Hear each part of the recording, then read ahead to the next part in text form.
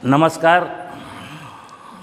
आज का ये वीडियो कृषि जगत से जुड़े हुए लोगों के लिए है।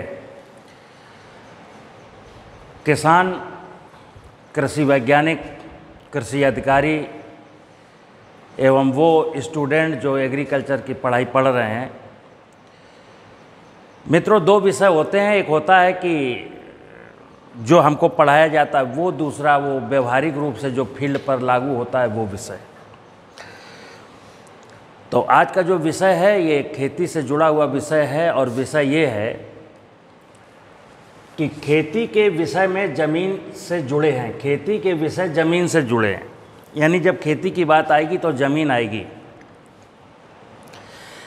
ज़मीन के बिना खेती संभव नहीं है, और ज़मीन का अपना एक निर्धारित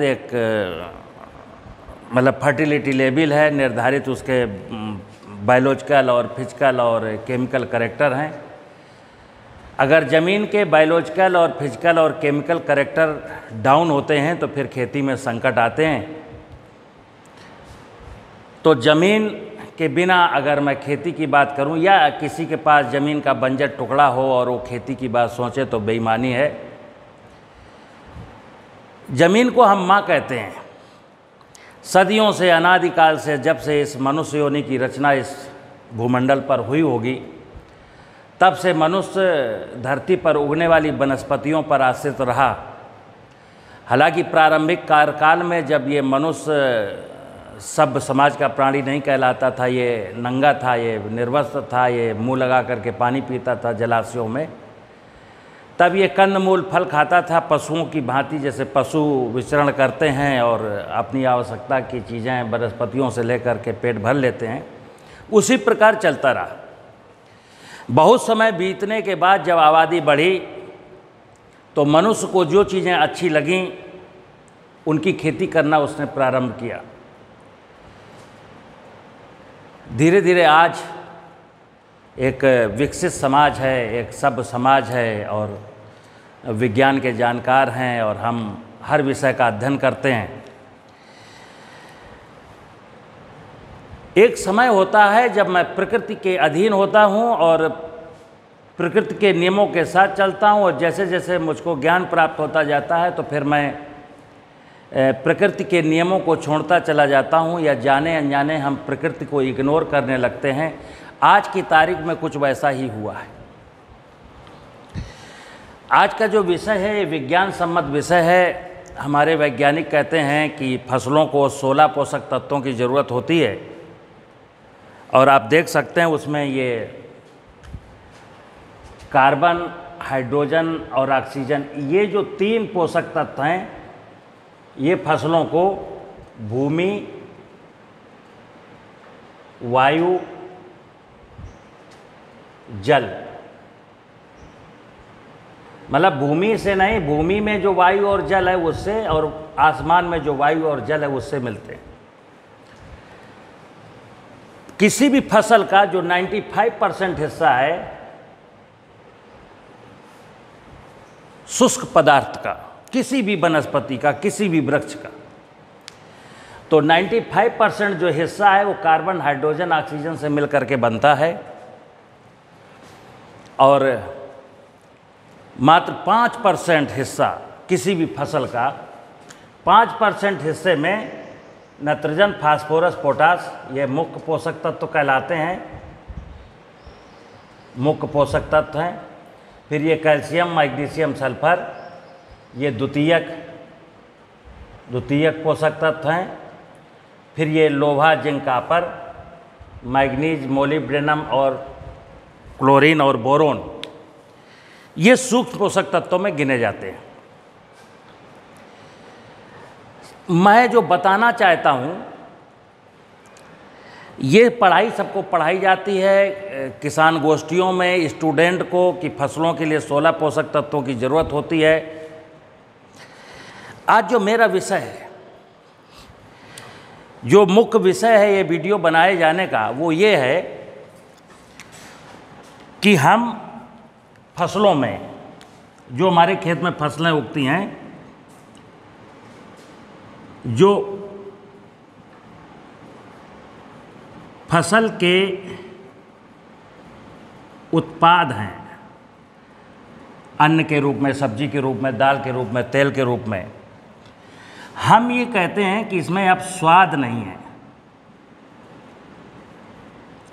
यानी किसी से पूछा जाए तो वो स्पष्ट कह देता है कि साहब अब हमारे भोजन में स्वाद नहीं है। दूसरी चीज़ ये कहा जाता है कि अब जो फसल के उत्पाद हैं उनमें जो पोषक तत्व मिलने चाहिए मनुष्य को, वो पोषक तत्व नहीं है। जैसे गेहूं में हमको जितना % कैल्शियम मिलना चाहिए, आयरन मिलना चाहिए, वो नहीं है। चने में, सब्जी में, फलों में जो मनुष्य के लिए आवश्यक पोषक तत्व हैं, मिनरल्स हैं, विटामिन्स हैं, वो अवेलेबल नहीं हैं। और इसीलिए मनुष्य बीमार होता है, और जब मनुष्य बीमार होता है तो उसको सप्लीमेंट्री फूड दिए जाते हैं। ये जो विषय है, खेती के विषय ज़मीन से जुड़े हैं। अगर मैं ये कहूँ कि इस जीव जगत के संपूर्ण विषय ज़मीन से जुड़े, या यूँ कहें कि मनुष्य की खुशियों के संपूर्ण विषय ज़मीन से जुड़े हैं, तो कोई संदेह नहीं है। एक कहावत है कि एक साधे सब सदै, सब साधे सब जाए। जैसा कि मैंने कहा कि हम धरती को माँ कहते हैं। ये माँ, ये धरती रूपी जो माँ है, जिसमें पोषक तत्व हैं, उसके भौतिक गुण हैं, उसके जैविक गुण हैं, उसके रासायनिक गुण हैं, अगर ये सब कुछ ठीक है, अगर सब कुछ ठीक है, तो आप एक चीज़ समझिएगा कि जैसे एक हेल्दी माँ है, एक महिला है, और उसने एक बच्चे को जन्म दिया, या यूँ कह लो अभी तो जन्म भी नहीं दिया, अभी बच्चा वो कोख में है, 9 महीने तक वो बच्चा कोख में रहता है, और महिला हेल्दी है, प्रसन्न है, मुस्कुराती है, गुनगुनाती है, उसके चेहरे में खुशियों के भाव हैं, तो उसकी संतान जो गर्भ में पल रही है वो बेहतरीन होती है, वो स्वस्थ होती है, उसको संपूर्ण पोषण मिलते हैं। और जब वो संतान बाहर आती है तो आप सब लोग जानते हैं कि वो 8-9 महीने तक बच्चा अपनी माँ के दूध पर निर्भर रहता है। तो माँ के स्तन से, आंचल से निकलने वाला दूध पर्याप्त होता है, और उसमें वो हेल्दी दूध होता है, चूँकि वो माँ हंसती भी है और माँ को भोजन भी अच्छा मिल जाता है, तो बच्चा दिन भर हंसता मुस्कुराता है। लेकिन 9 महीने के बाद बच्चा जब दाल रोटी खाना शुरू करता है, तब उसकी माँ कौन हो जाती है? तब उसकी माँ ये धरती माँ हो जाती है। अब धरती माँ जब तक ये स्वस्थ थी, तो हम धरती से निकाल करके कंद मूल फल खाएं, पत्तियां खाएं, घास खाएं, तो हमारे शरीर में जितने भी पोषक तत्वों की ज़रूरत है वो सब वनस्पतियों के माध्यम से हमको मिलते थे। क्योंकि धरती स्वस्थ थी इसलिए वनस्पतियां स्वस्थ थी, इसलिए पशु और मनुष्य स्वस्थ था। आज की तारीख में क्या गड़बड़ हुई है वो बता रहा हूँ कि हमारे कृषि वैज्ञानिक कह तो देते हैं फसलों को 16 पोषक तत्वों की ज़रूरत है। ये हमारे 16 पोषक तत्व मैंने लिखे हैं, कार्बन, हाइड्रोजन, ऑक्सीजन, ये हवा और पानी से मिलते हैं। Nitrogen, phosphorus, potash, calcium, magnesium, sulphur, लोहा, zinc, copper, manganese, molybdenum, boron और क्लोरीन, ये हमको कहाँ से मिलते हैं? ये हमको ज़मीन से मिलते हैं। और जब ज़मीन से मिलते हैं तो ज़मीन से मिलते कैसे हैं ये मैं बताऊँगा आपको। अब ये हम थोड़ी देर के लिए मिटा देते हैं क्योंकि ये आप लोग देख चुके हैं।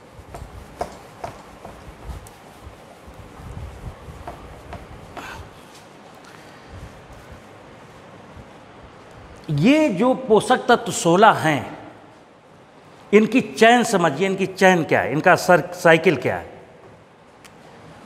जो जमीन में 16 पोषक तत्व हैं,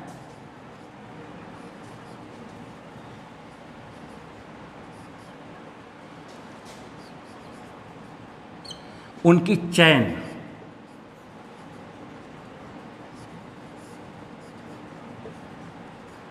मतलब ये निरंतर ऑटोमेटिक प्राकृतिक विधि से कैसे मेंटेन होते रहे, क्योंकि रासायनिक उर्वरकों का जो इतिहास है वो अभी लेटेस्ट 70 साल पुराना है। 70 साल के पहले अनादिकाल से खेती होती आई। मैं तो विषय तब की कर रहा हूँ कि करोड़ों साल की ये धरती हो गई और पता नहीं इंसान इस धरती पर कब से है और कब से खेती कर रहा है। तब से ये जो रासायनिक उर्वरक थे कभी नहीं थे। ये इनका इतिहास अभी इस हिंदुस्तान के केस में 70 साल पुराना है। उसके पहले कैसे मेंटेन होते थे? तो उसके पहले क्या विधि थी कि फसल उगी जमीन पर, कुछ जमीन से पोषक तत्व लिए, कुछ वायुमंडल से भोजन बनाया, मनुष्य ने खाया, पशुओं ने खाया, कुछ रेजिड्यू वहीं खेत में बच गया, जंगल में या खेत में। तो जो मानव मल है, जो ह्यूमन वेस्ट है, या जो फसलों के अवशेष हैं, बागों की पत्तियां हैं, जो कुछ भी कार्बनिक पदार्थ जिसको कहते हैं, कार्बनिक पदार्थ जहां पैदा होता है वहीं गिरता है और नहीं भी गिरता। जैसे मेरे पशु, पालतू पशु किसान के कभी थे, तो पशुओं ने जो गोबर किया वो किसान कच्चे गड्ढे में सड़ाता था और ले जा करके अपने उसी खेत में डाल देता था। इवन मनुष्य स्वयं जो रोटी खाता था, लोटा लेके अपने खेत में शौच क्रिया के लिए जाता था। तो कार्बनिक पदार्थ जो खेत से मिलता था वो खेत को वापस हो जाता था और उसके बाद उस कार्बनिक पदार्थ को सूक्ष्म जीव, जैसे हम अनाज खाएंगे और मेरे पशु भूसा खाएंगे, और जो सूक्ष्म जीव होते हैं वो कार्बनिक पदार्थ खाते हैं। हालांकि वो अनाज भी खा सकते हैं, लेकिन वो सड़ा गला, मतलब जो चीज़ें वेस्ट है वो खाते हैं। और कार्बनिक पदार्थ को जब सूक्ष्म जीव खा करके उनकी वीट या सूक्ष्म जीवों का अंश, उनके मरने के बाद अंश, चूँकि हर जीव मरता है और मरने के बाद इसी मिट्टी में विलीन हो जाता है। जैसा कि हम लोगों ने सुना है कि धरती, ये जो हमारा शरीर है वो धरती, पानी, हवा, आकाश, अग्नि से मिलकर के बना है, और जब मरेगा तो इसी में विलीन हो जाएगा। तो जीव जब मरते हैं, ये जीव, सूक्ष्म जीव या बड़े जीव, तो इनके द्वारा किया गया मल विसर्जन या इनका मृत शरीर, उसको हम ह्यूमस कहते हैं, या इसी का दूसरा नाम है जीवांश।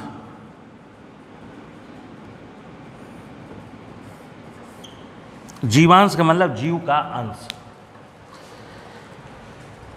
ये जो ह्यूमस है या ये जो जीवांश है, इसमें पूरे के पूरे 16 या अगर 16 से भी ज़्यादा पोषक तत्व तो जमीन में होने चाहिए, वो सारे के सारे इस ह्यूमस में होते हैं। क्यों? जमीन हेल्दी थी, पौधों को पूरे 16 पोषक तत्व तो बिल्कुल बैलेंस फार्म में मिल रहे थे, और वो जब कार्बनिक पदार्थ डिकम्पोज होगा तो उसमें सारे के सारे पोषक तत्व पाए जाएंगे, और हमारी फसलों को अतिरिक्त बाहर से किसी भी पोषक तत्व की ज़रूरत नहीं पड़ेगी। इधर हुआ क्या, जब मेरे देश की आबादी बढ़ी तो फसलों का उत्पादन बढ़ाने का चैलेंज आया। ब्रिटिश पीरियड में खेती के साथ बहुत छेड़छाड़ हुई। अंग्रेज़ों ने हमारे देश के किसानों के साथ, मतलब उनकी जो कृषि नीतियाँ थीं वो बहुत बेवकूफ़ी भरी थी। उसके कारण सॉइल का डिग्रेडेशन हुआ। फिर आज़ादी के बाद जब चकबंदी आई तो उसमें चूँकि मेड़ों के पेड़ कटे, मेड़ें कटी, चूँकि चक इधर उधर हुए तो खेत की मेड़ गायब, खेत की मेड़ के पेड़ लोगों ने काट लिए। चूँकि हमारे पेड़ हैं, चकबंदी में हिस्सा किसी और को जाएगा, तो लोगों ने पेड़ काटे, मेड़ काटी, सब कुछ काटा। फिर हरित क्रांति में मैकेनाइजेशन आया तो पशुपालन में थोड़ा सा पशुपालन डिस्टर्ब हुआ। तो हमने क्या किया, ज़मीन की उर्वरा शक्ति गिरी, तो हमने फसलों को उत्पादन बढ़ाने के लिए क्या किया, देखिए आप, नाइट्रोजन फास्फेट और पोटास। प्रारंभ के समय में तो नाइट्रोजन हावी रहा, नाइट्रोजन बहुत लोगों ने उपयोग की, फास्फेट और पोटास लोगों ने नहीं जाना। फिर 30 साल से पहले से फास्फेट भी लोग यूज करने लगे। पोटास आज भी बहुत कम लोग यूज करते हैं, लेकिन चलो पोटास करते हैं। अब 16 पोषक तत्वों में हाइड्रोजन, कार्बन और ऑक्सीजन अगर निकाल दें, चूंकि हवा और पानी से मिलते हैं, तो 13 पोषक तत्व बचे। 13 में मैं 3 पोषक तत्व पिछले 60-50 सालों से 3 पोषक तत्व प्रयोग कर रहा हूं और 10 पोषक तत्वों को मैंने छुआ नहीं है। तो क्या होगा कि 3 ये ज़्यादा हुए और 10 की मात्रा कम हुई। तो जब ज़मीन में कैल्शियम नहीं है, मैग्नीशियम नहीं है, आयरन नहीं है, बोरोन नहीं है, जिंक नहीं है, क्या कम है, तो जाहिर सी बात है कि फसलों में इन पोषक तत्वों की कमी तो होगी। अब जो पोषक तत्व फसलों में कम हैं, तो वो फिर उसका जो चारा पशु खाएंगे तो उनके शरीर में भी उन तत्वों की कमी, और मनुष्य अनाज फल सब्जी खाएगा तो उसके शरीर में कुछ पोषक तत्वों की कमी। अब अनुरोध ये है, जो इस कृषि स्नातक कर रहे हैं या किसानों के क्षेत्र में किसानों को कुछ अच्छी बात सिखा रहे हैं या स्वयं किसान की इस विषय को समझे कि ये कब तक चलेगा। मतलब रासायनिक उर्वरकों की दम पर ये खेती कब तक चलेगी, क्योंकि आज जितना लागत बढ़ गई है, किसान इसी से उब चुका है और ये लागत हर साल बढ़ती चली जा रही है। अगर हमने इन 16 पोषक तत्वों की या जमीन की उर्वरता की कहानी को ठीक से नहीं समझा, तो फिर हमारे देश का किसान और कृषि उत्पादन सब कुछ संकट में है। ये विषय हमारे नीति निर्माताओं को, कृषि वैज्ञानिकों को, कृषि अधिकारियों को कब का कंसीडर कर लेना चाहिए, इसको राइट कर देना चाहिए, जो खामियां थी उसको सुधार देना चाहिए। लेकिन हम नहीं सुधार रहे, पता नहीं क्यों। हमारा क्या स्वार्थ है, हमारा क्या लालच है। एक बात और है कि देखिए, जो कोई भी वनस्पति है, कोई भी पौधा है, उसकी जड़ जमीन से क्या करती है, उसकी जड़ जमीन से पानी लेती है।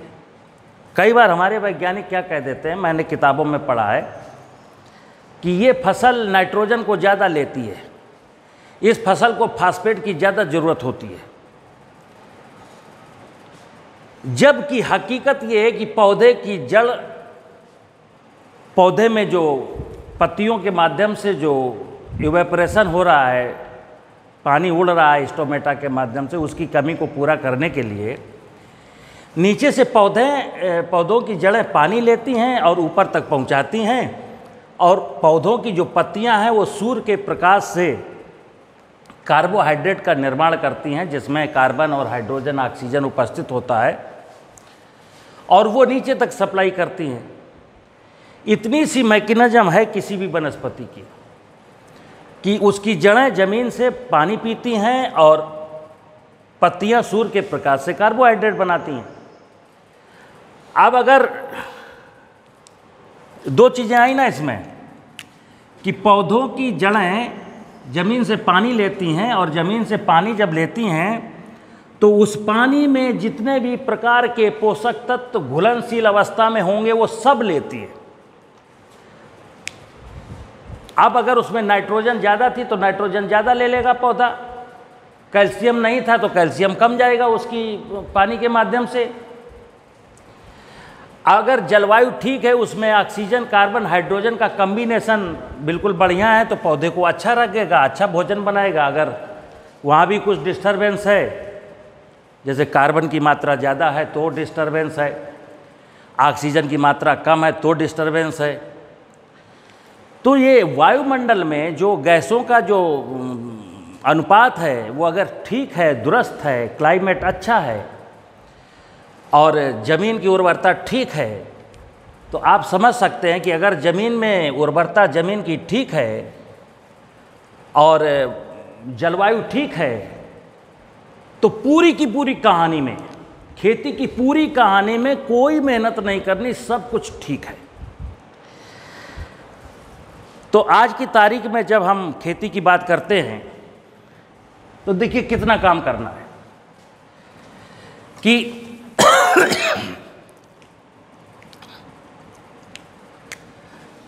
भूमि,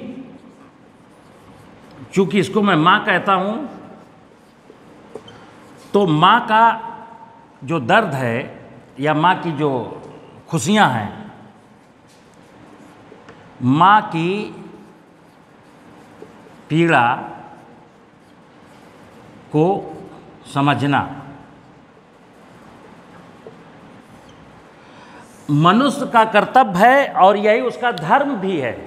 वेदों में यही बात बार बार कही गई है कि मनुष्य का धरती माँ के प्रति यानी शिव के प्रति, पानी यानी विष्णु के प्रति, हवा यानी ब्रह्मा के प्रति समर्पण। इसीलिए ब्रह्मा विष्णु महेश की पूजा का विधान है।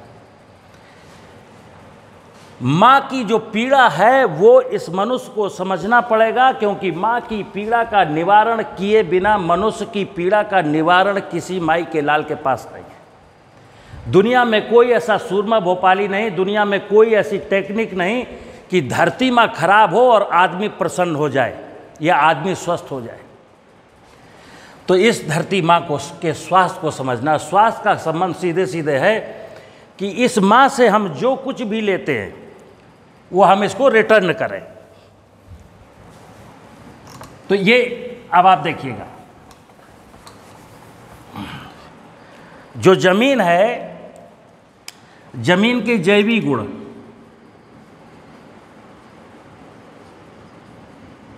जैवीय गुण, फिर हैं भौतिक गुण, फिर हैं